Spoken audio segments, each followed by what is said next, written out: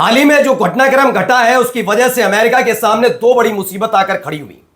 एक और नई मुसीबत है, लेकिन वो अकेले अमेरिका पर नहीं है, वो इजराइल के लिए बड़ी मुसीबत है। तो आपको दिखाऊंगा हुजूम। जी हां, ये हुजूम छोटा मोटा नहीं है, बहुत भारी तादाद में लोग सड़क पर उतरे।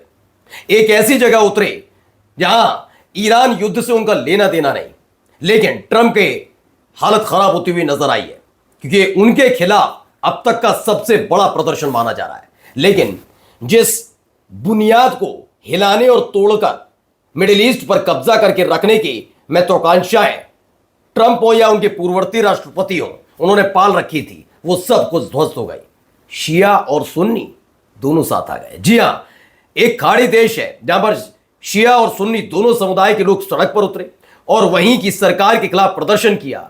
यह सवाल दागा गया और पूछा गया कि आखिरकार हम अपने पड़ोसी देश से अमेरिका की वजह से क्यों दुश्मनी ले रहे हैं, क्यों नहीं अमेरिका के सैनिकों को खदेड़ दिया जाता है। और जैसे ही सरकार ने सुना, हालत खराब हो गई। बहुत सारी खबरें आज आपको दिखाने जा रहा हूं, लेकिन दिखाऊंगा और शुरुआत करूंगा अमेरिका पर हुए एक और रीपर ड्रोन पर हुए हमले की से। नमस्कार, मैं हूं प्रज्वल गौतम और आप देख रहे हैं टाइम्स एक्सप्रेस। हमने आपको भी दिखाया है कि 5 उनके रिफ्यूलिंग प्लेन मार दिए, मतलब खड़े थे, उड़ नहीं रहे थे, वो खड़े थे। 3 और मार दिए, वो भी खड़े थे सऊदी अरब में। इराक में मार गिराया गया, तो उससे पहले फाइटर जेट। एक इनका MQ-9 रीपर ड्रोन है। भाई, इस MQ-9 रीपर ड्रोन को जब बनाया था अमेरिका ने, तो जानते हैं क्या हुआ था? पूरी दुनिया में इन्होंने ढिंडोरा पीटा कि ऐसा मारक नहीं मिल पाएगा। जिसने भी इसे खरीदा समझ लो किंग हो गया वो। अरे उसकी आर्मी से कोई लड़ नहीं सकता। शाहिद ड्रोन जो उससे तकरीबन 5 गुना सस्ता है उस ड्रोन से, वो एक एक करके ऐसे ही MQ-9 रीपर ड्रोन मार गिरा रहा है। नहीं भरोसा तो जरा देखिए हालत क्या हो गई है। पहले ही वीडियो देखिए, एक ये वीडियो निकलकर सामने आई, ये अनक्लासिफाइड है। देखिए रीपर ड्रोन उड़ रहा है और उड़ते उड़ते इसे टारगेट किया जाता है।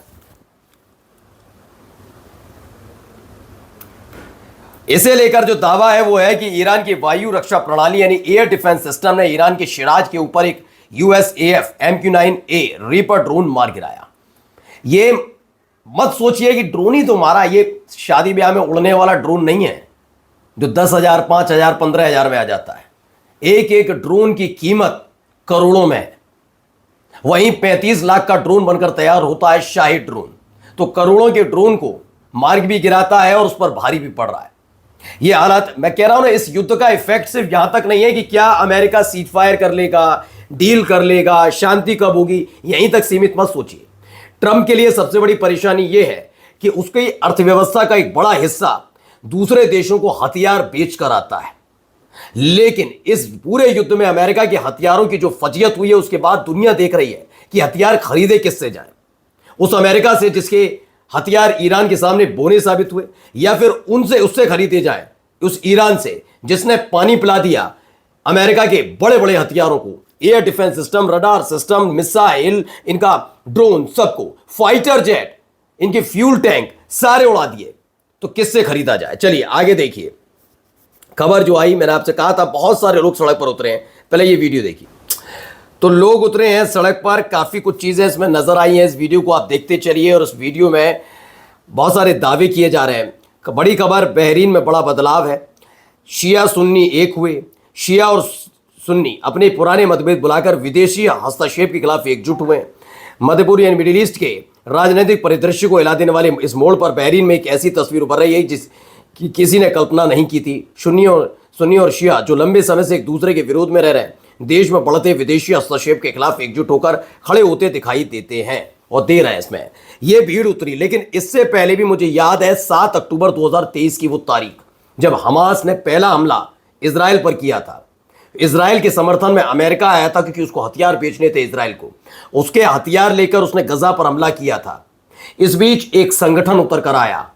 वो संगठन, उसी संगठन ने वो लकीर, गहरी लकीर क्या खाई में पाट दी थी जो शिया और सुन्नी की थी। हिजबुल्लाह ने शिया और सुन्नी के मतभेद को भुलाकर गजा के लिए, फिलिस्तीनियों के लिए इजराइल पर अटैक किया था।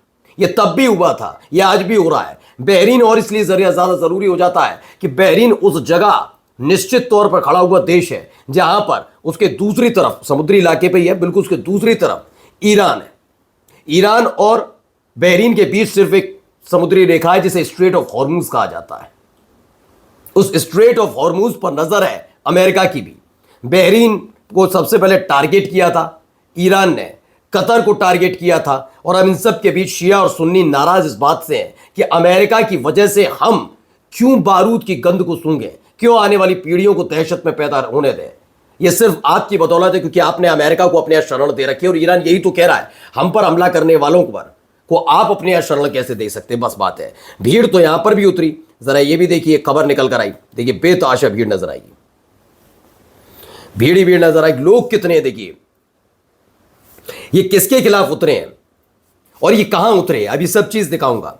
ये बेतहाशा भीड़ देखते चलिए। सीबीएस न्यूज की एक खबर है, ड्रोन से ली गई इस वीडियो में एक चीज नजर आती है, साफ पता लगता है कि नाराजगी है लोगों में। ये एकजुटता की तस्वीर है या नाराजगी की, पता लग जाए। दरअसल खबर यह है, ट्रंप एडमिनिस्ट्रेशन के खिलाफ नो किंग्स प्रोटेस्ट के लिए शनिवार को फिलाडेल्फिया के सड़कों पर जनसैलाब नजर आया। आयोजकों के मुताबिक सभी 50 राज्यों में 3100 से ज्यादा इवेंट किए गए थे, जिनमें 90 लाख से ज्यादा लोगों के शामिल होने की उम्मीद है। ये नो किंग्स प्रोटेस्ट है, मैंने कहा ना, एक है बहरीन के अंदर, वहां पर भी नाराजगी अपनी सरकार से है बहरीन के लोगों की कि अमेरिका के खिलाफ, और यहां पर भी नाराजगी ट्रंप के खिलाफ है। ट्रंप जो अपने आप को हीरो के तौर पर और नोबेल प्राइज विजेता के तौर पर देख रहे थे, आज वो विलेन के तौर पर पहचान रखे हैं। मैं बता रहा हूं, गजा वाले मामले पर इजराइल के प्रधानमंत्री बेंजामिन नेतन्याहू वॉर क्रिमिनल के वारंटी हो चुके हैं। आने वाले वक्त में जब ये सब कुछ शांत होगा तो यही कार्रवाई ट्रंप के खिलाफ भी हो सकती है, कोई बड़ी बात नहीं है। अब देखिए यहां पर बेतहाशा भीड़, यहां पर भी बेतहाशा भीड़ नजर आएगी। ये कहां से निकली खबर दिखाता हूं। इसमें दावा यह किया गया है, अमेरिका की सड़कों पर एक बार फिर से गुस्सा दिख रहा है, लेकिन इस बार मामला थोड़ा बड़ा है। नो किंग्स प्रोटेस्ट के तहत 28-29 मार्च को देश के करीब 3000 शहरों में लोग सड़कों पर उतराए। अनुमान है कि दिन में करीब 70 लाख लोगों ने हिस्सा लिया। यह संख्या अपने आप में बताती है लोगों के भीतर कितनी बेचैनी, कितनी गहरी है। अगर तुलना करें तो वुमेन्स मार्च में 40 से 50 लाख जुटे थे, वहीं जॉर्ज फ्लोयड प्रोटेस्ट में कुल मिलाकर ज्यादा लोग शामिल हुए थे, लेकिन वह कई हफ्तों तक चला आंदोलन था। इस हिसाब से देख लें तो नो किंग्स का एक दिन का प्रदर्शन काफी बड़ा माना जा रहा है। शिकागो से यह तस्वीर निकलकर सामने आई, जहां डोनाल्ड ट्रंप की नीतियों के खिलाफ अलग अलग जगह ऐसा ही प्रदर्शन हो रहा है। और जाते जाते खबर, इजराइल को एक और लड़ाका संगठन ने घेरा, नाम है हूती। जी हाँ, हूती लड़ाकियों ने क्या किया, जंग में कूदे हूती। हॉर्मूज स्ट्रेट के बाद अब एक और रास्ता होगा बंद। बाब अल मंदाब जो स्ट्रेट है उसे बंद करने की बात चल रही है। इजराइल पर यमन से मिसाइल हमले ने अमेरिका इजराइल ईरान युद्ध का दायरा बढ़ा दिया। इसके बाद बाब अल मंदेब के बंद होने की आशंका से दुनिया भर में बड़ा आर्थिक संकट खड़ा हो सकता है, जो सुएज नहर तक पहुंचने का एकमात्र समुद्री जरिया है। नमस्कार।